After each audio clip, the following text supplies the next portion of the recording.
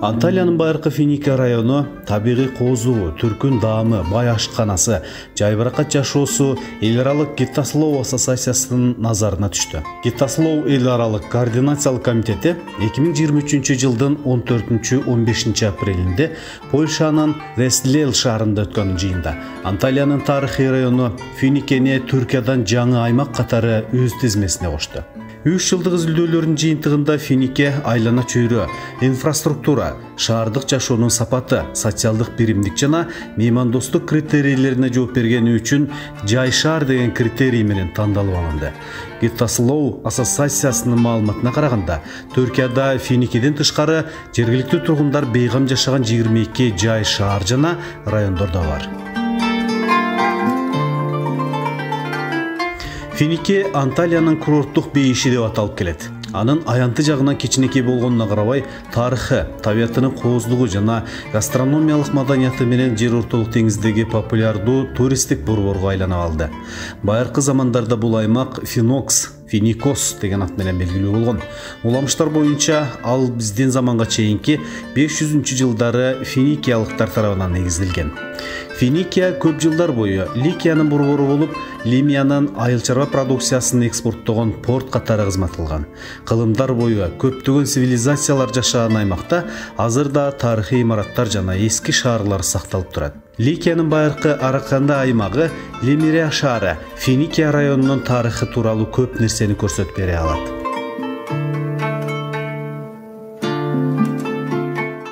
Финикия табигый кооздугу, кооз булуңдары жана пляждары менен өзгөчөлөнгөн курорттордун бири катары таанылган. Финикияда табият сүйүүчүлөрү каалаган бардык нерсе бар. Өзгөчө треккинг сыяктуу көптөгөн иш-чараларды сунуш кылган Көкбүк каньону жана сталактиттери, травертиндери жана ар түрдүү көлөмдөгү бассейндери, сулуйын сыяктуу үңкүрлөрү менен туристтерди өзүнө тартып турат. Андреа Дория булуңунда жер ортолук деңизинин атактуу мөөрлөрү жайгашкан Көк Лиман булуңу Финикиянын эң популярдуу жаратылышы кооз жерлеринин бири. Бул жерде пикник жана кемпинг сыяктуу төлдүү иш-чаралар көп өткөрүлүп турат.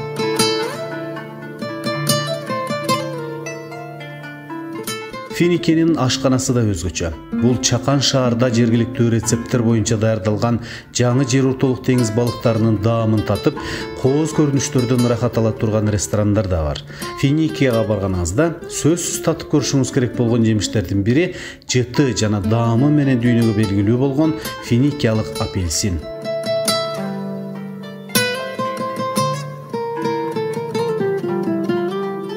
Гиттаслоу англис тилинен которгондо италиялык ситта жана жай сөздөрүнүн айкалышы, жай шаар дегенди түшүндүрөт.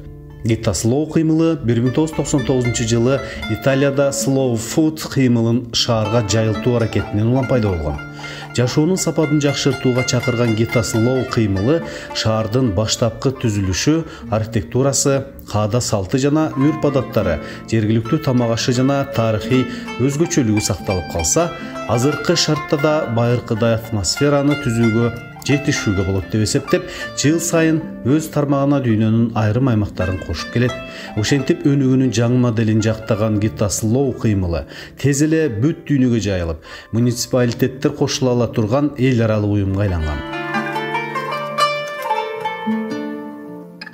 Гиттаслоу аймактарды жай шаар деген тизмеге киргизүү үчүн шаарлар 72 критерийге жооп берип, жай шаар философиясын карманышы керек.